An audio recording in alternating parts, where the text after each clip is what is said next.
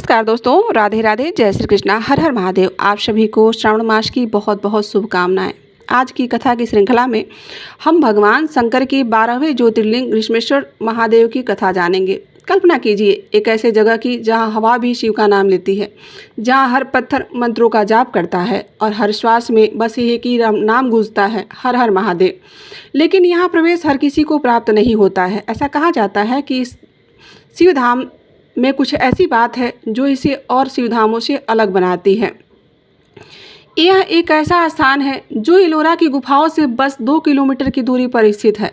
घृष्णेश्वर मंदिर भारत का एकमात्र ऐसा ज्योतिर्लिंग है जो किसी विश्व धरोहर के इतने निकट है। लेकिन इसकी पहचान सिर्फ इसकी भव्यता नहीं है, इसके गर्भगृह में छुपी हुई एक रहस्यमयी कथा है जिसे सुनकर आपकी आत्मा शिहर जाएगी। तो दोस्तों, वीडियो के अंत तक बने रहिएगा और पूरी कथा सुनिएगा, क्योंकि इस प्रकार की कथाओं को बीच में छोड़ने से आपको पुण्यफल की प्राप्ति नहीं होती है और वैसे भी अर्ध ज्ञान कहते हैं विनाशकारी होता है। तो या तो पूरी कथा सुनिए और नहीं तो इग्नोर कर जाइए। चलिए कथा श्रवण करते हैं।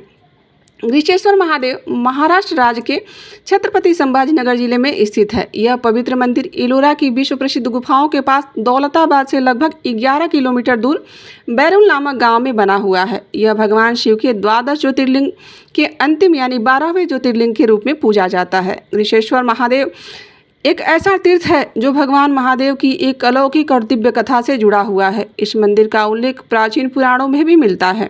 शिव पुराण, कोटि और रुद्र संहिता के अनुसार दक्षिण प्रदेश में देवगिरी पर्वत के निकट सुधर्मा नामक एक ब्राह्मण अपनी पत्नी सुदेहा के साथ निवास किया करते थे। वे भगवान शिव के परम भक्त थे और प्रतिदिन पूरे समर्पण भाव से भगवान शिव की पूजा अर्चना किया करते थे।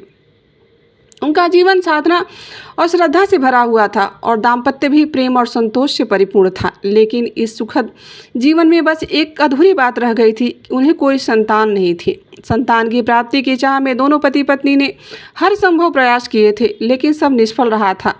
जब सभी उपाय विफल हो गए तब ज्योतिष गणना कराई गई। उसके माध्यम से उन्हें पता चला कि सुधर्मा कभी भी सुदेहा की कोख से कोई भी संतान जन्म नहीं ले पाएगी। यह बात जब सुदेहा को पता चली तो उन्हें अत्यंत ही दुख हुआ और दुख और सामाजिक दबाव से विवश होकर उन्होंने अपने स्वयं के पति को मनाकर अपनी ही छोटी बहन से उनका विवाह करवा दिया, जिनका नाम था घुष्मा। वह एक अत्यंत शालीन, तपस्विनी, सदाचारिणी स्त्री थी। वह भी भगवान शिव की भक्ति में सदैव लीन रहा करती थी। घुष्मा हर दिन बड़ी श्रद्धा और नियम पूर्वक 108 पार्थिव शिवलिंग बनाती थी, उसकी भक्ति भाव से पूजा करती थी और फिर विधि पूर्वक उन्हें एक पवित्र कुंड में विसर्जित कर दिया करती थी। उनकी यह निष्ठा, संयम और निरंतर भक्ति अत्यंत रंग लाई और भगवान शिव उनकी तपस्या से प्रसन्न हुए और घुष्मा को एक पुत्र रत्न आशीर्वाद के रूप में उन्हें दिया। लेकिन जब सुदेहा ने अपनी बहन को मातृत्व सुख में डूबा हुआ देखा तो उनके भीतर जो ईर्ष्या छुपी थी वह बाहर आ गई। भक्ति और प्रेम की जिस भूमि पर वह खड़ी थी वहाँ अब जलन और असहिष्णुता ने जगह बना ली थी। ईर्ष्या ने सुदेहा को अंधा कर दिया और एक रात उन्होंने घुष्मा के पुत्र की हत्या कर दी। इतना ही नहीं, उसने उस मासूम शव को उसी पवित्र कुंड में फेंक दिया जहां घुष्मा प्रतिदिन शिवलिंग विसर्जित किया करती थी। जब घुष्मा को अपने पुत्र की मृत्यु का समाचार प्राप्त हुआ, उन्होंने विलाप या क्रोध नहीं किया, उनका मन व्याकुल भी नहीं हुआ, लेकिन उन्होंने अपनी आस्था नहीं छोड़ी। उनका मन भगवान शिव की आस्था में अडिग रहा। उन्होंने शिव की पूजा की और उसी शांत भाव से अपने पूजन को जारी रखा, जैसे कुछ हुआ ही न हो। उनकी यह अटूट शक्ति, अविचल विश्वास और आध्यात्मिक स्थिरता देखकर भगवान शिव स्वयं प्रकट हो गए। तब भगवान शिव ने घुष्मा से कहा कि आज से मैं इसी स्थान पर तुम्हारे नाम से घृष्णेश्वर रूप के पूजित होऊंगा। जो भी सच्चे मन से यहाँ मेरी शरण में आएगा, मैं उसकी सब मनोकामनाएं पूर्ण कर दूंगा। भगवान शिव ने न केवल घुष्मा को दर्शन दिए, बल्कि उनकी गोद सूनी न रहने दिया और उनके पुत्र को पुनर्जीवित कर उन्हें सौंप दिया। यह वही क्षण था जब यह स्थान शिव की कृपा से घृष्णेश्वर ज्योतिर्लिंग कहलाया, जहाँ भक्ति के सामने मृत्यु भी हार मान ले। इस ज्योतिर्लिंग में घुष्मा की 101 पार्थिव शिवलिंग के साथ ही की गई पूजा आज भी पावन मानी जाती है और यह आज भी परंपरा बनी हुई है। लोग यहाँ 101 ज्योतिर्लिंग की पूजा करते हैं। यही कारण है कि घृष्णेश्वर ज्योतिर्लिंग की परिक्रमा आमतौर पर 101 बार की जाती है।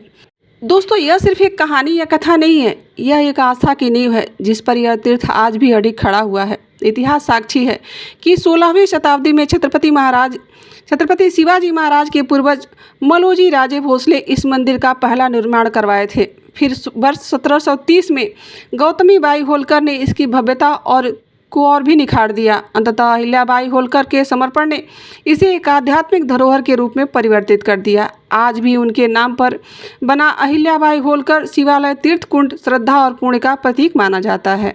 अब जरा कल्पना कीजिए, आप एक प्राचीन मंदिर के प्रांगण में खड़े हैं जहां चारों ओर लाल पत्थरों की दीवारें हैं जिन पर उकेरे गए भगवान शिव विष्णु के अवतार के जीवंत चित्र और पत्थर खुद बोल रहे हो। जब सिर उठाइएगा तो एक भव्य 5 मंजिला शिखर आकाश को छूता हुआ प्रतीत होता है।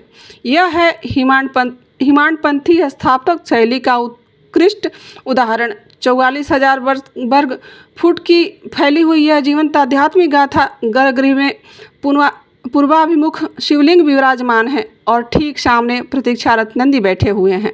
हर पत्थर कुछ कहता है, हर दीवार पर इतिहास सांसें ले रही हैं। जहाँ शिव ही शून्य है, शिव ही अनंत है और इस धाम का कण कण जैसे शिवमय है। लेकिन गृहेश्वर सिर्फ भव्यता नहीं सिखाता है, यह विनम्रता का पाठ भी पढ़ाता है। यहाँ गर्भगृह में प्रवेश से पहले पुरुषों को कमर के ऊपर का वस्त्र उतारना होता है, एक परंपरा जो बताती है कि ईश्वर के सामने सब समान है। चमड़े की कोई वस्तु जैसे बेल्ट या पर्स इत्यादि आप भीतर लेकर नहीं जा सकते। और सबसे अहम बात यह है कि यहाँ प्रवेश नहीं होता है, यहाँ दर्शन होता है और वह दर्शन सिर्फ शरीर नहीं आत्मा से भी की जाती है। अब यह यात्रा की बात रही तो गृहेश्वर मंदिर तक पहुंचना बेहद सहज है। आप चाहें तो हवाई मार्ग से भी जा सकते हैं। तो निकटतम हवाई अड्डा है छत्रपति संभाजी नगर एयरपोर्ट है, जो मंदिर से लगभग 30 किलोमीटर की दूरी पर है। रेल मार्ग से आप जाना चाहें तो छत्रपति संभाजी नगर रेलवे स्टेशन सबसे उपयुक्त है, जहां से टैक्सी या बस के माध्यम से आप मंदिर तक आसानी से पहुंच सकते हैं। और अगर आप सड़क मार्ग से यात्रा कर रहे हैं तो यह जान लें कि एलोरा की विश्व प्रसिद्ध गुफाओं से यह मंदिर मात्र 1 से 2 किलोमीटर की दूरी पर है। कुछ ही मिनटों में आप मंदिर के द्वार पर पहुँच सकते हैं।